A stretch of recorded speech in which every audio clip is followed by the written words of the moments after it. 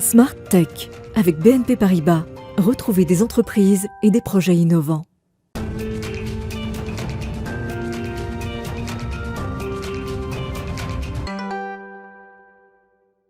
Bonjour à tous et bienvenue dans Smart Tech, l'émission qui pousse les portes de l'innovation et interroge la nouvelle société numérique. Vous nous regardez en direct sur la chaîne Bismart le matin à 11h. Aujourd'hui, je vais commencer par la création d'un nouveau campus autour de la santé. Il s'agit de rassembler les forces économiques et intellectuelles pour relever les défis de demain en matière de santé, d'e-santé aussi. On en parle donc dans l'interview avec le professeur Antoine Tenière dans quelques instants. Et puis le cœur de cette émission lui sera dédié à la bataille qui se mène en ce moment contre l'obsolescence logicielle. J'aurai 2 combattants en plateau. Et puis enfin, on retrouvera notre rendez-vous des applications avec une sélection testée et approuvée pour cuisiner vite et bien.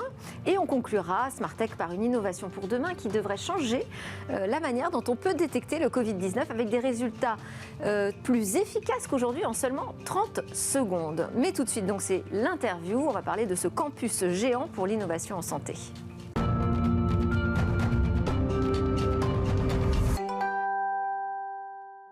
Paris Santé Campus est un projet lancé par le président de la République et porté par le ministère de l'Enseignement supérieur, de la Recherche et de l'Innovation et par le ministère des Solidarités et de la Santé. Bonjour, professeur Antoine Tenière. Bonjour. Merci d'être en plateau avec nous. Vous êtes professeur d'anesthésie et réanimation. Vous avez aussi notamment été conseiller santé du ministère de la Recherche et le directeur adjoint du Centre interministériel de crise en plein cœur de l'épidémie Covid-19. Aujourd'hui, si vous êtes là avec nous, c'est parce que votre préoccupation nouvelle, c'est de faire du tout nouveau Paris Santé Campus le cœur de la recherche et de l'innovation en santé en France. J'imagine que c'est beaucoup plus facile à dire qu'à faire. En tout cas, ça ne se décrète pas de devenir le cœur de la santé, de la recherche et de l'innovation. Absolument. Il y a une dynamique en fait qui se crée, qu'on voit, et donc l'objet, c'est d'arriver à fédérer toutes les forces et les expertises françaises. Elles sont excellentes, mais elles sont aujourd'hui trop segmentées. Et l'idée de ce campus, c'est d'arriver à rassembler sur un même site justement toutes ces forces, toutes ces expertises, que ce soit celles des chercheurs, des enseignants, des jeunes talents de demain, des étudiants, des institutions, des startups, des économistes, des grands groupes industriels, et d'arriver à mélanger tout ça pour que chacun puisse se pencher sur le futur de la santé qui est aujourd'hui, on le sait, numérique. Et on a vu notamment pendant la crise Covid les limites de certains aspects de notre fonctionnement et de notre système de santé.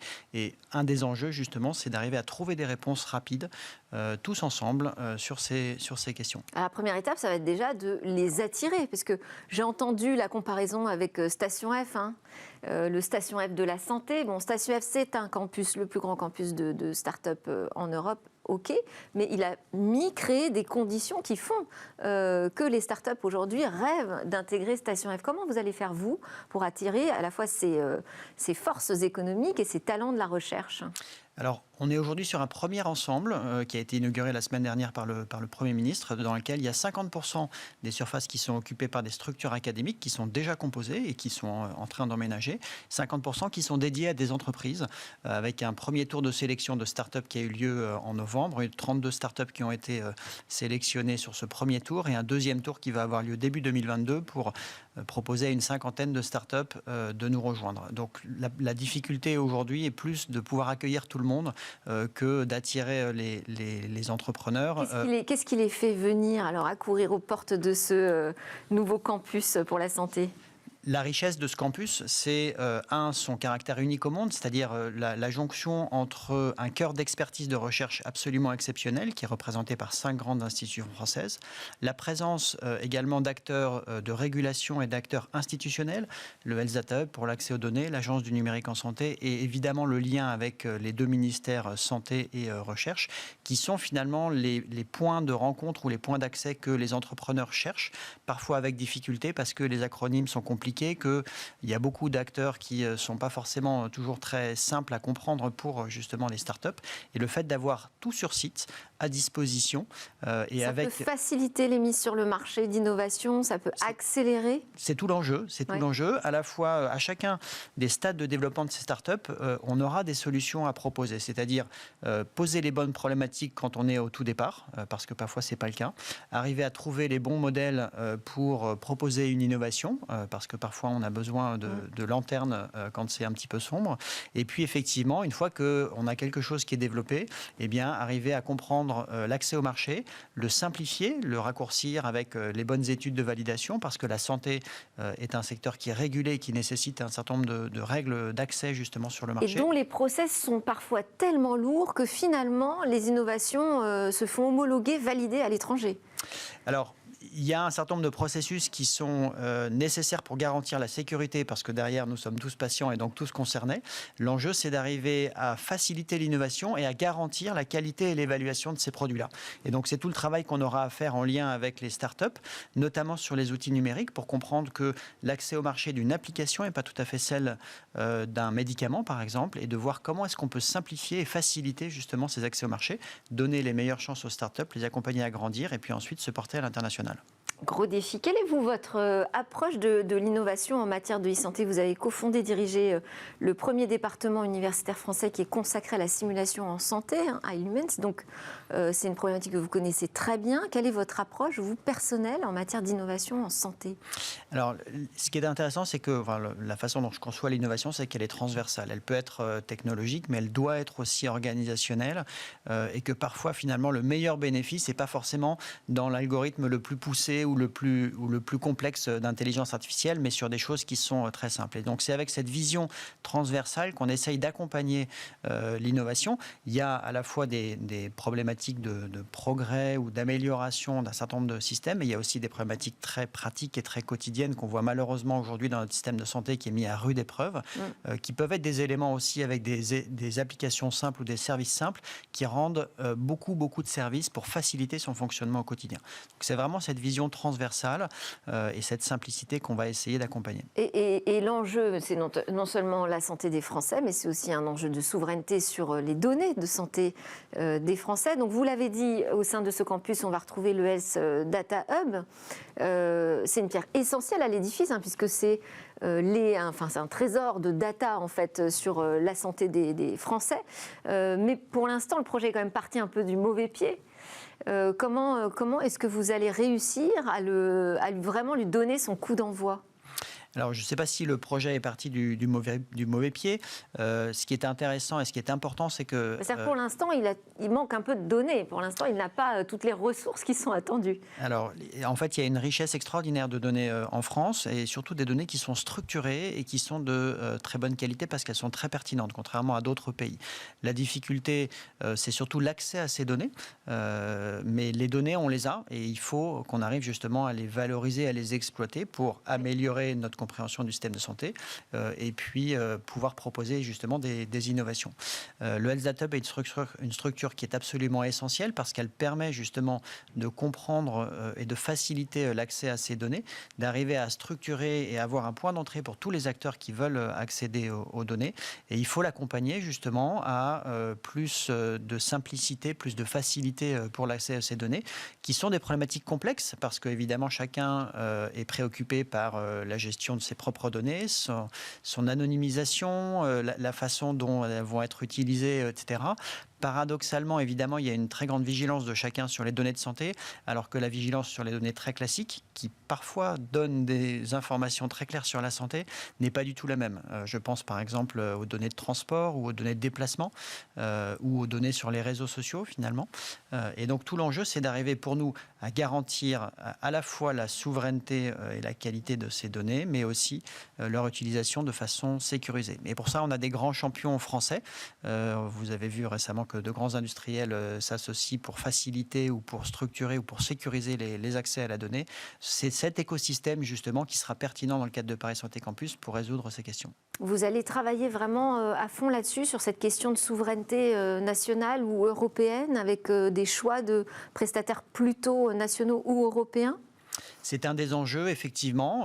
Encore une fois, on a des grands champions industriels français dans la donnée. Je pense par exemple à Dassault Systèmes ou à Atos. Et donc l'objectif, c'est d'arriver à valoriser leur expertise et puis penser ensemble des modèles souverains dans une dimension européenne. Et on a bien vu en quoi la crise Covid-19 avait aidé à construire cette Europe de la santé. L'exemple de la coordination sur les vaccins et les réponses aux crises sanitaires est un premier élément. Et l'objectif, justement, c'est que le numérique en santé puisse se penser à l'échelle européenne.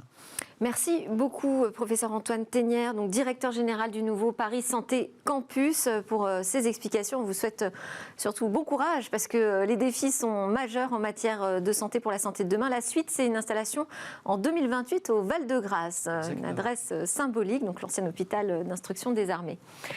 À suivre dans Smart Tech, on enchaîne avec notre talk. On va parler de l'obsolescence logicielle qui est désormais dans la ligne de mire.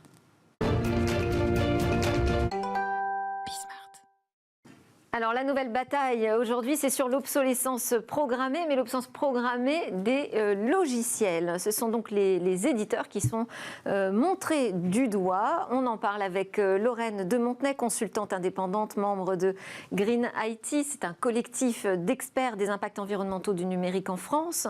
On vous a déjà reçu, mais je rappelle que vous réalisez un benchmark sur la maturité des entreprises quant au numérique responsable. Et puis à vos côtés, Henri Dagrin, qui est le directeur général du SIGREF, qu'on a évidemment déjà reçu. Enfin, je rappelle, association aux 150 membres qui accompagnent les grandes entreprises et les administrations publiques françaises dans leur réflexion sur leurs enjeux numériques collectifs. Bonjour à tous les deux. Bonjour. Henri Dagrin, on va commencer ensemble, puisque en octobre, les associations européennes d'utilisateurs, dont le SIGREF, ont interpellé directement Microsoft en expliquant que le cycle de vie de ces produits et services provoque une implacable logique d'obsolescence programmée de parcs d'équipements parfaitement fonctionnels.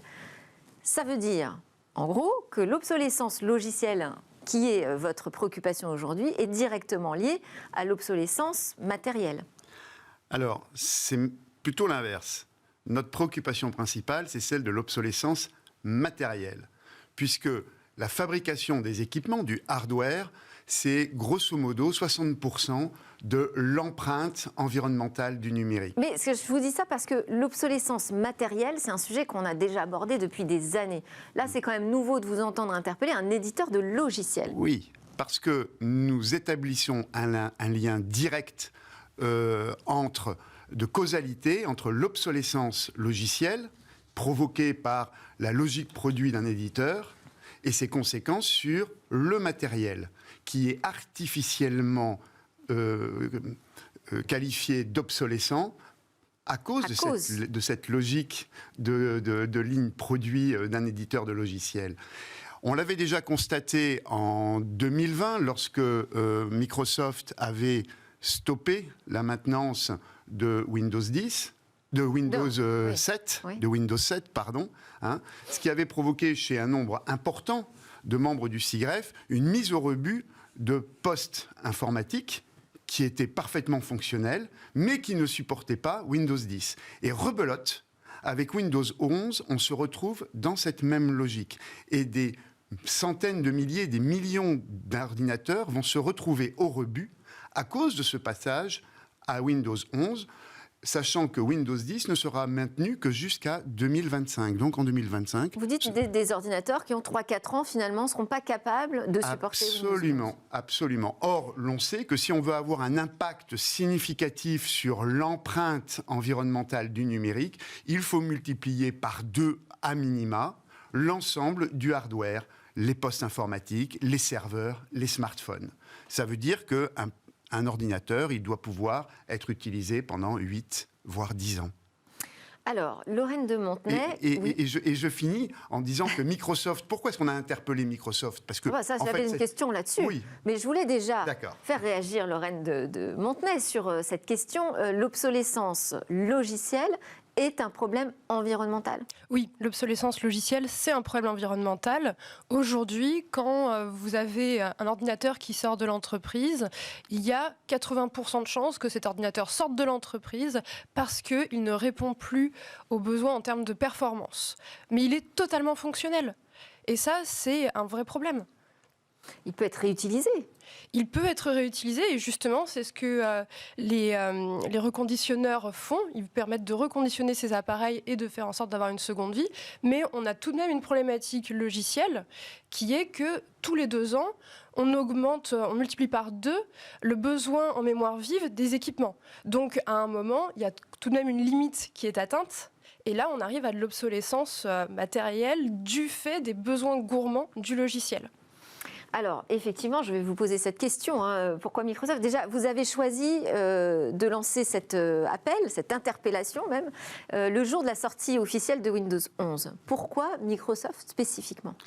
Microsoft est emblématique des éditeurs de logiciels. C'est l'une des principales valorisations boursières mondiales. C'est une des plus grandes entreprises de services et de logiciels dans le monde. Et donc, nous estimons qu'une entreprise comme Microsoft, qui a de grands pouvoirs, eh bien, cela implique de grandes responsabilités. Et donc, nous appelons Microsoft à l'exemplarité dans ce domaine de l'empreinte environnementale du numérique. Et nous ne pouvons pas nous contenter d'explications qui sont certainement intéressantes, mais sur des raisons fonctionnelles. D'abord parce que ça ne répond pas spécifiquement à une attente de leurs clients. Ils ne demandent pas, ils ne spécifient pas dans leurs besoins Windows 11. Et qu'aujourd'hui, eh bien, il va bien falloir qu'il y ait un équilibre qui existe entre innovation technologique, innovation logicielle et enjeux de sobriété numérique. Et c'est sur ces 2 pieds que doit reposer désormais l'industrie du numérique. Alors, j'ai demandé quand même à Lorraine de Montenay si c'était un problème environnemental. Ok, vous insistez également sur ce point. Absolument. C'est peut-être aussi un problème économique, non, pour les entreprises ? Alors, pas spécifiquement au départ. Bien sûr, ça a des contraintes économiques. Et quand vous avez un éditeur, mais quel qu'il soit d'ailleurs, qui a une logique de produit qui entraîne un renouvellement aussi fréquent des équipements, ça a des conséquences économiques. Mais la principale raison, je le rappelle, elle est effectivement sur cette notion d'empreinte environnementale du numérique, de sobriété numérique. Alors, parce que nouvelle version de Windows 11, c'est affiché par Microsoft tous les ans. Seront déployées tous les ans des nouvelles versions de Windows 11 et chaque mois il y aura des mises à jour de qualité. Je voulais vous faire réagir là-dessus parce qu'on entend beaucoup, Lorraine de Montenay aussi, la nécessité de différencier les différents types de mises à jour. Oui, tout à fait. En fait, vous avez plusieurs types de mises à jour. Vous avez des mises à jour qui sont correctives et vous avez des mises à jour qui sont des mises à jour évolutives. Les mises à jour correctives, elles viennent répondre à un problème comme un bug ou un problème de sécurité. Les mises à jour évolutives, elles viennent plutôt répondre à des questions d'évolution des fonctionnalités. La vraie raison pour laquelle on a besoin de distinguer ces mises à jour, c'est parce que en fait, on se retrouve souvent bloqué en termes de performance à cause de mises à jour évolutives dont l'utilisateur n'a pas besoin. Et nous, on demande à ce qu'il y ait une vraie dissociation systématique entre ces mises à jour. Parce que cette dissociation, elle permettra à des utilisateurs qui ont un appareil depuis longtemps de pouvoir faire le choix de faire uniquement les mises à jour qui vont être sécurisantes pour leurs appareils, sans choisir des fonctionnalités supplémentaires qui vont complètement alourdir leur mémoire vive et qui vont l'empêcher de tourner correctement. Bon, moi, je suis là pour vous faire l'avocat du diable, pour vous faire développer vos arguments. Donc, je vais vous répondre quand même que Microsoft fait déjà la différence, parce que quand on va regarder sur son site, il nous explique qu'il y a des mises à jour qualité, donc qui sont les correctifs de bugs en gros, et les mises à jour de fonctionnalités, où là c'est vraiment de l'apport de nouvelles solutions. Donc ça existe déjà. Après, la problématique, c'est la durée de maintenance des versions. Vous l'avez aussi spécifié, mais on est quand même sur une échelle de 10 à 13 ans de maintenance sur des versions logicielles. Ça vous semble beaucoup trop court, Henri Dagrin ? Ça nous semble beaucoup trop court quand vous avez renouvelé votre parc informatique qui ne suit pas spécifiquement la logique produit d'un éditeur. Prenons le cas de Microsoft. Quand vous avez renouvelé votre parc informatique il y a 2-3 ans, eh bien, vous ne pourrez pas le faire passer dans les 5 ans, dans les 4 ans qui viennent sur Windows 11. Donc, vous vous retrouvez donc avec un parc informatique obsolescent. Et alors, qu'est-ce que vous demandez ? Il faudra aller jusqu'où ? Alors, ce que l'on demande, une première chose, c'est que le traitement de ce sujet de la sobriété numérique, de l'empreinte environnementale du numérique, ce n'est pas exclusivement une question qui concerne les utilisateurs ou les fournisseurs. Il faut une approche écosystémique qui permette d'articuler les actions menées par les utilisateurs eux-mêmes au sein de leurs entreprises ou de leurs organisations, par les fournisseurs, mais également sous l'impulsion du régulateur. Et nous demandons que le régulateur, et notamment au niveau européen, prenne ses responsabilités pour engager ce doublement de la durée de vie de l'ensemble des parcs matériels. Et ça se fera, nous pensons, également par la loi, par la régulation. Doublement, ça veut dire qu'on passerait de 10 ans de maintenance de support sur du logiciel à 20 ans ? Par exemple, ça peut être 15 ans, 20 ans, pourquoi pas. La dissociation, en plus de ces des différents types de mise à jour, de sécurité et de fonctionnalité, eh bien, elle doit permettre d'allonger la durée de vie de parcs informatiques. Si Microsoft avait continué à générer les patchs de sécurité sur Windows 7, aujourd'hui, nous aurions encore des entreprises qui utiliseraient Windows 7 sans problème fonctionnel. Et l'autre chose qui est également importante, c'est que le régulateur lui-même a cette responsabilité parce que ça s'inscrit dans une stratégie, notamment au niveau européen. Et la bonne maille, pour nous, c'est la maille européenne. C'est la Commission européenne qui doit prendre ses responsabilités, même si en France, il y a déjà des choses intéressantes qui ont été faites, notamment dans le cadre de la loi Chaise, sur la réduction de l'empreinte environnementale du numérique. La loi Rennes de Patrick Chaise, qui a été adoptée il y a quelques semaines, définitivement adoptée.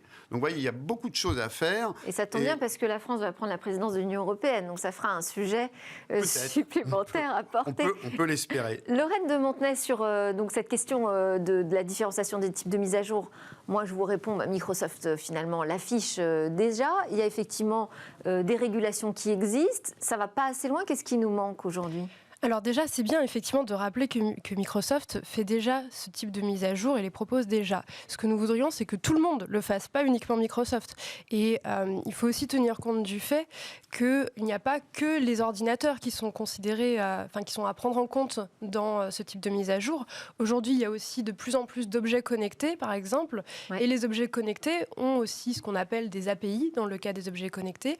Et ces API, le jour où elles n'ont plus de support, qu'est-ce qui se passe ? Nous, ce que nous voudrions, c'est qu'à partir du moment où les API n'ont plus de support informatique de la part de leur éditeur, obligatoirement, systématiquement, on ouvre leurs API, on ouvre leur code pour que d'autres personnes puissent utiliser ces API et puis, si besoin, du coup, faire poursuivre la durée de vie de ces API. Alors, ce ne serait pas forcément très simple à appliquer. Et puis, est-ce que ça ne poserait pas des questions en matière de sécurité ? D'ailleurs, plus largement, cette problématique d'obsolescence logicielle, les éditeurs pourraient vous répondre « Non, mais nous aussi, c'est un problème de sécurité ». Oui, mais c'est bien pour ça que l'on demande... Alors, il y a une solution qui serait assez simple et qui pourrait passer par la loi, par la régulation au niveau du marché européen. C'est que, par exemple, un éditeur qui décide d'abandonner un produit et d'arrêter sa maintenance, eh bien, soit livre le code à un tiers qui va continuer à l'exploiter, soit le publie en open source pour que les communautés open source puissent s'en saisir et continuer. Là, on imagine déjà tous les éditeurs qui vont trouver des astuces pour vous dire mais oui, mais sauf, ce n'est pas possible. Sauf si le régulateur l'impose sur le marché européen. Et qui seront ces tiers qui assureront cette maintenance ? Est-ce qu'on a un gage de sécurité ? C'est encore la question de la sécurité. Des tiers mainteneurs, ça existe déjà. Il y a des sociétés qui en ont fait un business tout à fait intéressant et qui seraient tout à fait susceptibles de pouvoir reprendre ce type de code. Maintenant, il faut que ça s'impose par la régulation. Ça ne se fera pas autrement. Alors, il y a aussi vous avez fait 29 recommandations. On ne va pas toutes les citer ici. Oui, on a publié effectivement 2 rapports sur la lutte contre l'obsolescence matérielle et logicielle destinés aux utilisateurs et un autre sur la lutte contre l'obsolescence matérielle et logicielle destinée aux fournisseurs. Ce sont 2 rapports qui sont en libre accès sur le site du SIGREF. Tout le monde pourra aller les regarder. Moi, j'ai choisi ceux qui m'intéressaient. Mais je voulais déjà aussi interpeller Lorraine de Montenay sur l'indice de réparabilité, qui est un sujet aussi directement lié à l'obsolescence matérielle. Là, on a 1 an derrière nous d'indice de réparabilité. Est-ce que vous avez le sentiment, encore une fois, que ça a prouvé son efficacité? C'est suffisant? C'est déjà un bon début qu'il y ait un indice de réparabilité. Évidemment, il faut aller plus loin. On parle aussi au niveau européen, puisqu'on parlait du niveau européen tout à l'heure, on parle d'un passeport produit, par exemple, qui permettrait aussi d'avoir une traçabilité du produit tout au long de sa durée de vie. Je pense qu'il faut aller plus loin, effectivement, sur ces sujets-là. Et Green IT a proposé aussi un indicateur de longévité. Oui, effectivement, c'est un des premiers sujets sur lesquels on a travaillé à propos de l'obsolescence logicielle. C'était à propos de cet indicateur de longévité qui permet Comment fonctionnerait-il ? En fait, c'est un indicateur qui permet de se rendre compte quelle est la contribution d'un logiciel à soit la réduction, soit l'augmentation de la durée de vie d'un équipement. C'est-à-dire, on voit quel est le poids que ce logiciel va avoir sur la durée de vie de l'équipement. Est-ce que ça va permettre de rallonger sa durée de vie ou au contraire de la réduire ? Et ça a été proposé dès 2011. Tout à fait, oui. Et aujourd'hui, on est à quel stade ? Aujourd'hui, ça reste sur la table. Cet outil est toujours sur la table, il est toujours disponible, il fonctionne toujours bien. Et il est opérationnel. Il est très opérationnel. Alors, du côté des propositions du SIGREF, d'ailleurs pas seulement, des associations d'utilisateurs au niveau européen, c'est ça ? Absolument. On travaille beaucoup avec nos partenaires, les associations sœurs du SIGREF, que ce soit en Allemagne, aux Pays-Bas, en Belgique, en Italie. Alors moi, j'ai noté un point qui me semble intéressant, c'est d'encourager la modularité des logiciels. Expliquez-nous. La modularité des logiciels, ça permet à l'utilisateur de choisir ce dont il a besoin et de laisser de côté, de ne pas acquérir ce dont il n'a pas besoin. En fonction Donc, sur un système d'exploitation, par exemple, on pourrait décider de monter d'un niveau sur, la messagerie ou le navigateur. Il y a beaucoup de fonctions que vous n'utilisez pas quand vous avez un environnement logiciel complet aujourd'hui. Effectivement, ça simplifie sans doute la vie des éditeurs, mais ça ne répond pas forcément aux besoins des utilisateurs. Et donc, il y a là derrière, bien entendu, des considérations économiques, mais il y a également des considérations de sobriété, c'est-à-dire adapter un équipement informatique aux stricts besoins de ce que vous allez faire avec votre environnement informatique. Et donc, la modularité permet ce type d'usage modéré, modulé, en fonction du besoin de l'utilisateur. Et ça, je pense que ça pourrait être intéressant du côté des entreprises, mais aussi des utilisateurs individuels, et pas seulement sur les ordinateurs, également sur les smartphones et tous les nouveaux objets, où le rythme de renouvellement est encore plus effréné, je dirais, que celui des systèmes d'exploitation pour PC. En gros, je crois que j'avais lu une statistique qui est absolument effrayante. Un jeune entre 16 et 25 ans aurait eu 3 à 4 smartphones différents dans sa vie. Et donc, c'est un renouvellement effréné.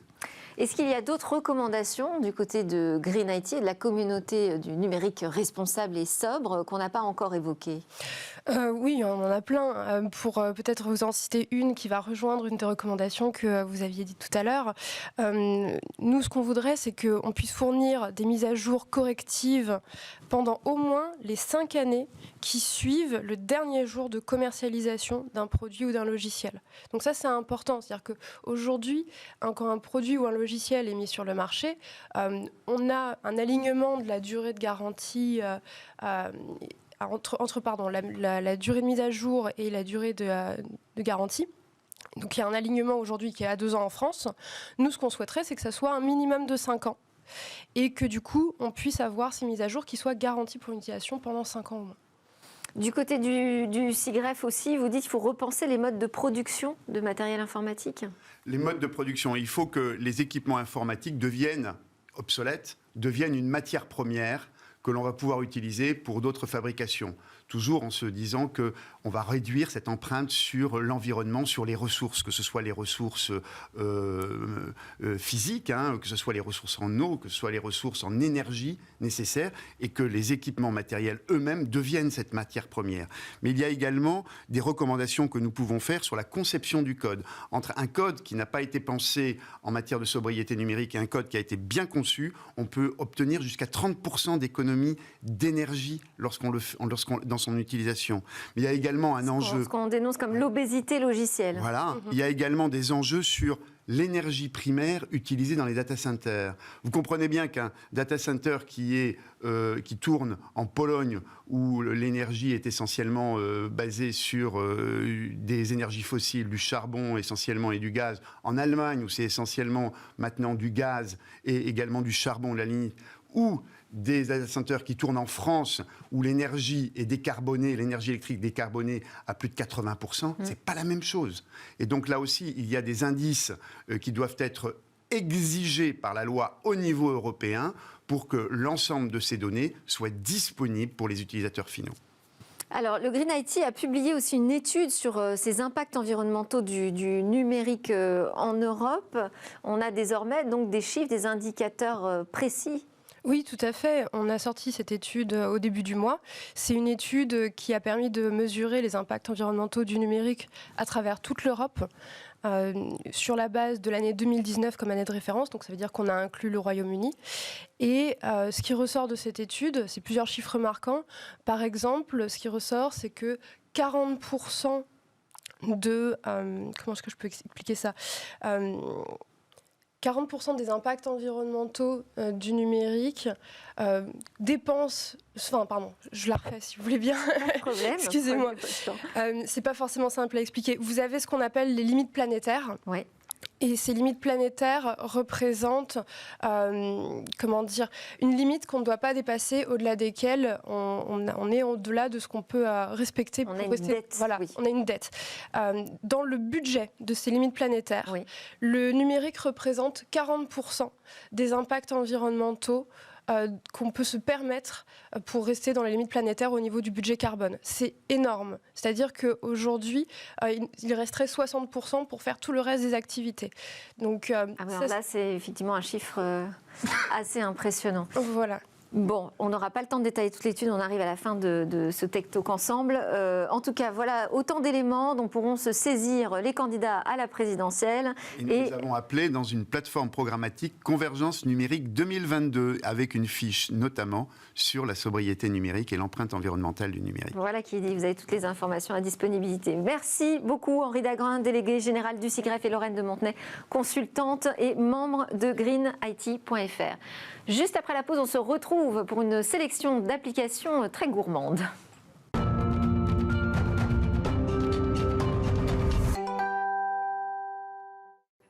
Et vous êtes de retour sur l'émission Smart Tech sur Bismart, la chaîne Bismart. Vous regardez Smart Tech en direct dès 11h tous les matins. Alors, dans cette deuxième partie, on va partir à la découverte d'un nouveau protocole qui pourrait changer la façon dont on détecte le virus Covid-19, même en petite quantité et presque instantanément. Mais d'abord, c'est l'heure de notre rendez-vous avec les applications et Baptiste Michel, le cofondateur de BAM, qui passe en revue les meilleures applications mobiles pour nous. Bonjour Baptiste. Bonjour. Merci beaucoup pour tout ce travail que vous fournissez pour Smart Tech. Alors, à quelques jours de Noël, là, vous nous avez mijoté une sélection d'applications mobiles pour cuisiner comme un chef, si possible, mais aussi pour se nourrir plus sainement, puisqu'on va être autour des excès du réveillon. C'est un sujet important. Bien sûr. Alors, on commence par une app originale qui permet de ne plus déjà se tromper dans les grammages. Oui, c'est une app indienne qui s'appelle Cooked. Et généralement, quand on suit une recette, elle est prévue pour 2, 4, 8 personnes. Et nous, à chaque fois, ça diffère. Et là, cette appli, ce qui est génial, c'est qu'elle va faire la conversion pour nous, en donnant les bons grammes qu'il faut avoir pour chaque ingrédient, pour ne pas se tromper. Oui. Donc c'est une super app. Sinon, il y a une autre app qui s'appelle Joe, que j'aime beaucoup, parce qu'en fait, le principe est très simple. On ouvre l'app, on dit les recettes qu'on veut faire sur la semaine ou même à 3-4 jours. Oui. Ça nous crée une liste de courses automatique. Il n'y a plus qu'à appuyer sur le bouton commander et les courses sont livrées. Donc c'est vraiment super pratique et ça marche très très bien. Et à l'inverse, il y a une autre app qui s'appelle Frigo Magique. Bon, déjà le nom, moi je le trouve super. Et Frigo Magique, cette fois-ci, ça vous permet de trouver des recettes avec des ingrédients que vous avez déjà dans votre frigo ou dans votre cuisine, quoi. Donc c'est une super app. Ok. Après, il y a les robots, on en parle beaucoup dans Smartech. Oui, alors les robots, le Thermomix notamment, et les autres. Alors il y a une app qui s'appelle Cookomix qui permet en fait de partager des recettes. C'est une communauté qui est très forte en fait. La communauté des gens qui utilisent ces robots. Donc on partage des recettes, des astuces et même des astuces d'ailleurs pour savoir bien utiliser le robot.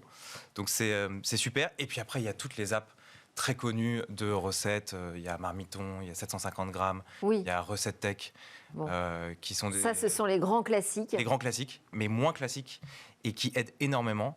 Il y a une application qui s'appelle Cuisiner pour bébé.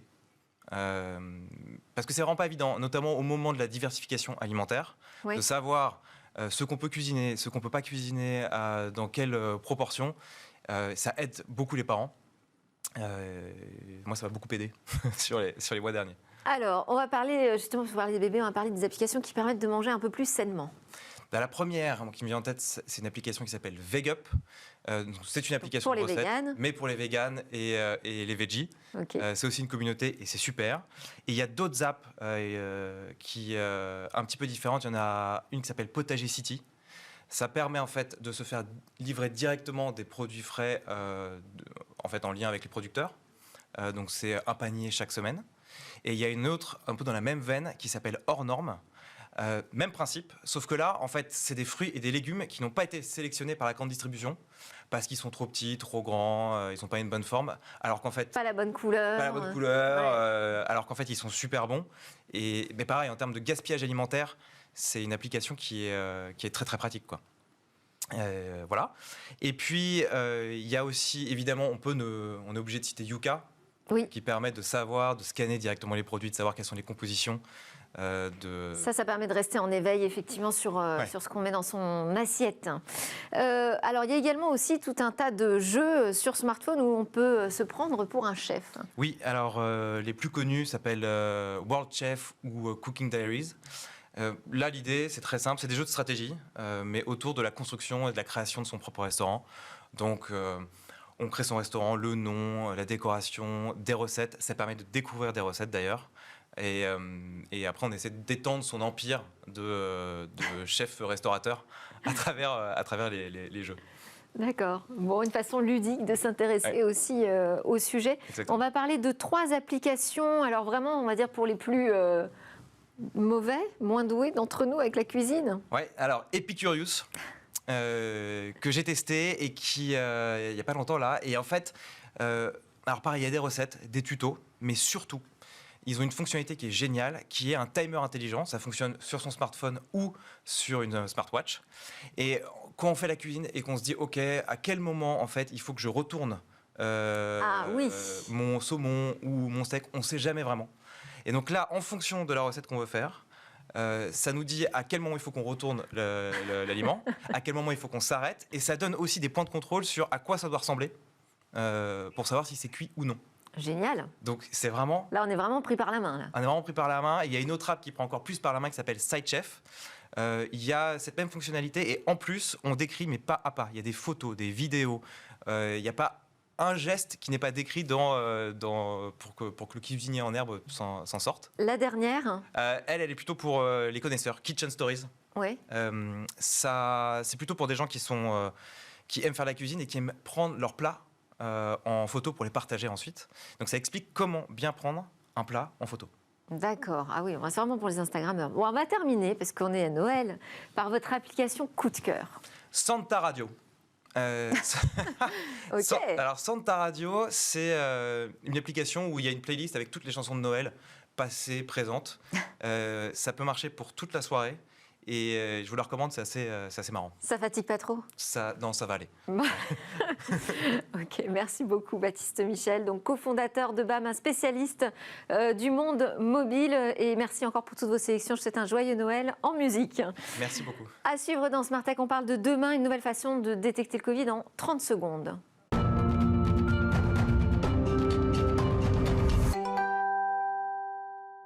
Dans notre Zoom sur l'innovation qui clôture Smartech, aujourd'hui on va découvrir donc un nouveau protocole qui pourrait changer la façon dont on dépiste le Covid-19. Bonjour Cécilia. Bonjour Delphine, effectivement, et ça c'est grâce à une société française, une start-up qui s'appelle Greentropism et qui est spécialisée en réalité en analyse spectrométrique. Ça veut dire concrètement l'analyse de la matière grâce à un faisceau lumineux. Et elle a donc décidé, cette société, d'utiliser cette spécialité au service du dépistage du Covid-19 avec l'objectif de proposer un protocole, un nouveau protocole qui pourrait bien révolutionner en réalité le dépistage de ce virus. Alors je précise quand même parce que c'est important que cette solution elle est dédiée au laboratoire d'analyse médicale et non aux particuliers. Et en quoi consiste donc ce nouveau protocole ? Alors d'abord, il y a le prélèvement nasal. On le connaît comme pour le test antigénique ou le test PCR, un coton-tige dans le nez et on récupère un petit échantillon. Ça change pas. Malheureusement, effectivement, parce que c'est pas extrêmement agréable. Bon. Ensuite, il vient l'ingrédient magique.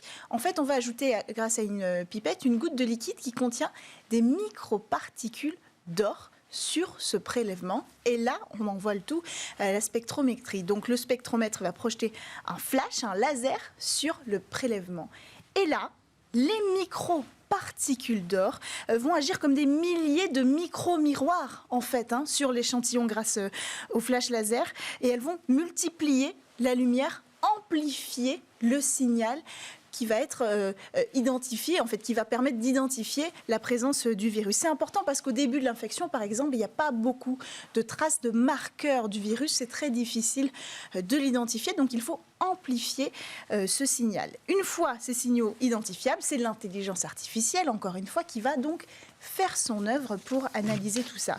Mais les microparticules d'or, elles font si bien leur travail d'amplification qu'il a fallu mettre au point une intelligence artificielle encore plus performante. Il a fallu booster la capacité d'analyse. C'est ce qu'a fait la société. Elle a créé son propre logiciel d'identification. Et donc tout ce protocole, c'est-à-dire la spectrométrie, les microparticules d'or et ce logiciel d'identification ont permis à cette société de mettre au point une solution de dépistage qui fait son œuvre en seulement 30 secondes. Il faut seulement 30 secondes pour identifier le virus du Covid-19.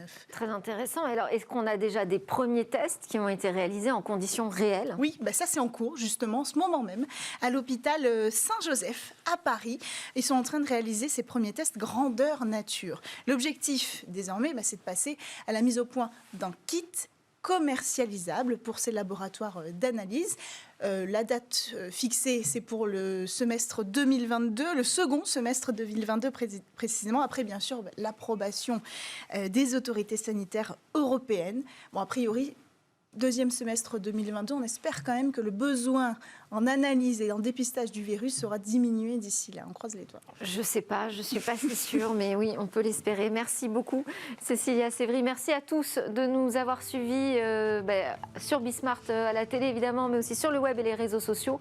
On vous donne rendez-vous demain pour la suite de nos discussions sur la tech. On va faire notamment un grand débrief de l'actualité. Et puis, vous verrez, en introduction, je démarrerai aussi avec une proposition de co-construction d'une loi pour lutter contre la surexposition des enfants aux écrans. En attendant, je vous souhaite à tous une excellente journée.